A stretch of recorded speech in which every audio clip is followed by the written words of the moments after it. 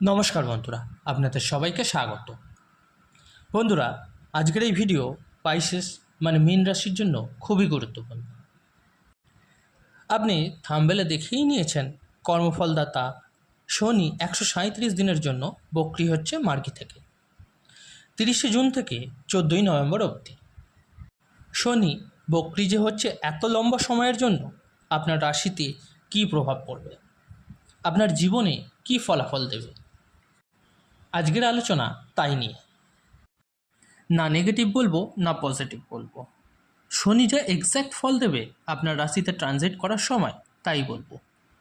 এখন আপাতত আপনার শনির 7.5 প্রথম পর্যায়ে চলছে। এই ভিডিওটি চন্দ্র রাশির ওপর নির্ধারিত। ভিডিওটিতে বিস্তারিত আলোচনা যাওয়ার আগে আপনাদের কাছে অনুরোধ করব, সকলে অবশ্যই কমেন্ট করে জানাবেন যে ভিডিওটি কেমন লাগছে। সবথেকে প্রথমে বলবো, বক্রি বা রেট্রোগ্রেড আসলে কি। গ্রহদের দুটো অবস্থা হয়, একটা বক্রি আর একটা মার্গী। যখন গ্রহ মার্গী হয় তখন সে নিজের গতি অনুযায়ী পরিক্রমা করে সূর্যের, আর যখন বক্রি হয়ে যায় সূর্য থেকে দূরত্বের সৃষ্টি হয়। বক্রের মানে হলো গ্রহ নিজের গতি অনুযায়ী প্রদক্ষিণ করতে পারে না, স্লো হয়ে যায়। এটা মনে হয় যে গ্রহ উল্টো চলছে, কিন্তু বাস্তবে তা হয় না। কিন্তু আমাদের মানুষের জীবনে এর অনেক প্রভাব পড়ে বক্রি হয়ে যাওয়ার পরে। আপনার মীন রাশি থেকে শনি 12th হাউসে ট্রানজিট করছে, এই জন্যেই আপনার শনির 7.5 চলছে। 12th হাউস হয় বিদেশের, এক্সপেন্সেস, হসপিটালের এবং আমাদের শরীর থেকে, হাত থেকে, লাইফ থেকে যেসব ইম্পর্টেন্ট জিনিস বা এনার্জি বেরোয় তা 12th হাউসের হয়। শনি ওখানে ট্রানজিট করছে। শনি যেখানে ট্রানজিট করে সেখানে আমরা আমাদের কর্মকে, আমাদের লাইফের এফর্টকে ওখানে দিয়ে থাকি। শনি আপনার 12th হাউসে বক্রি হচ্ছে, কী ফল দেবে তাহলে? সব থেকে প্রথম তো এক্সপেন্স কী করে কন্ট্রোল করবেন আপনি তা ভাববেন, কারণ শনি আছে আর শনি পাপী গ্রহ।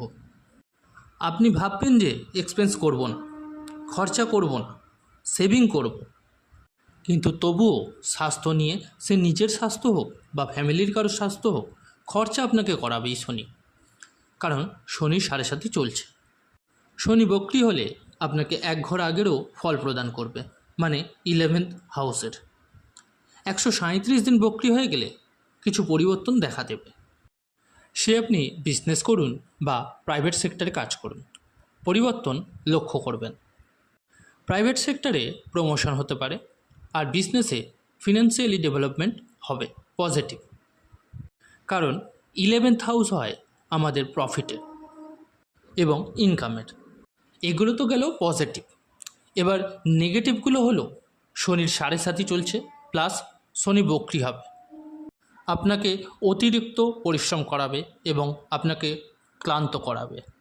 হতে পারে আপনাকে অপ্রয়োজনীয় ট্রাভেল করাবে, যেখানে সেখানে ভাগাদৌড়িও করাবে। এর থেকে ভালো হয় আপনি প্রথমেই কোনো ধার্মিক স্থানে ঘুরতে চলে যেতে পারেন। আপনি বৈষ্ণবদেবী বা অমরনাথ যে কোনো ধার্মিক স্থানে যেতে পারেন, কারণ শনি এমনিতেই আপনাকে ট্রাভেল করাবে, ক্লান্ত করাবে। এর থেকে ভালো হয় আপনি নিজেই যাত্রা করুন, যেটা আপনার জন্য বেশি ভালো হবে।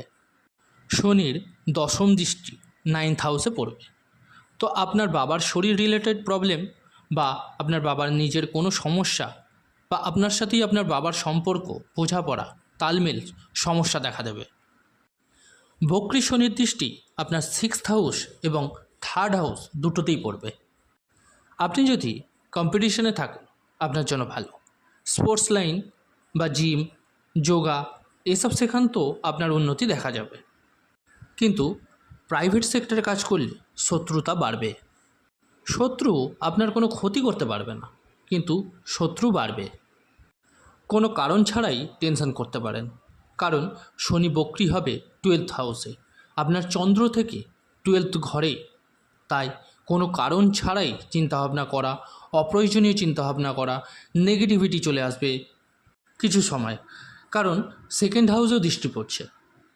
আত্মীয় পরিবার এই স্থানে দৃষ্টি, এর জন্য পরিবারকে নিয়ে চিন্তাভাবনা, বিনা কারণে চিন্তা, আর মনে একটা সবসময় ভয় কাজ করবে। আমি আপনাকে বলবো এসব মন থেকে ঝেড়ে ফেল। শনির সাড়ে নিয়ে ভয় না পেয়ে এটাকে বোঝার চেষ্টা করুন। শনির সাড়ে যখন আসে আপনাকে লেসন শিখিয়ে যায়, ম্যাচিউর বানিয়ে যায়, আপনাকে পিউরিফাই করতে আসে।